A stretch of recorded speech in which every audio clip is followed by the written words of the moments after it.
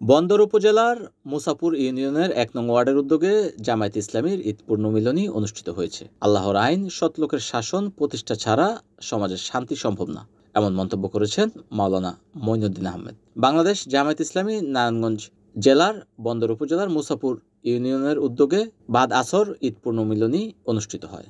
উক্ত অনুষ্ঠানের প্রধান অতিথি হিসেবে উপস্থিত ছিলেন বাংলাদেশ জামায়াত ইসলামী কেন্দ্রীয় কর্মপরিষদের সদস্য ও নারায়ণগঞ্জ ৫ আসনের বাংলাদেশ জামায়াত ইসলামীর মনোনীত সংসদ সদস্য প্রার্থী মাওলানা মঈনুদ্দিন আহমেদ। এ সময় তিনি বলেন, যতক্ষণ না পর্যন্ত দেশে আল্লাহর আইন ও সৎলোকের শাসন প্রতিষ্ঠা হবে, ততক্ষণ পর্যন্ত ঝগড়া, ফাসাদ, জুলুম, নির্যাতন থাকবেই। কারণ মানুষের বানানো মন্ত্রতন্ত্র দিয়ে দেশ চলতে পারে না।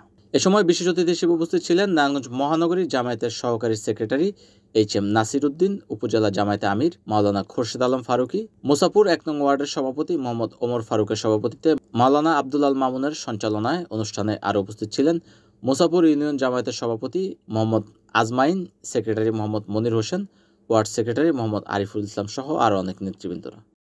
NN TV, Narayanganj.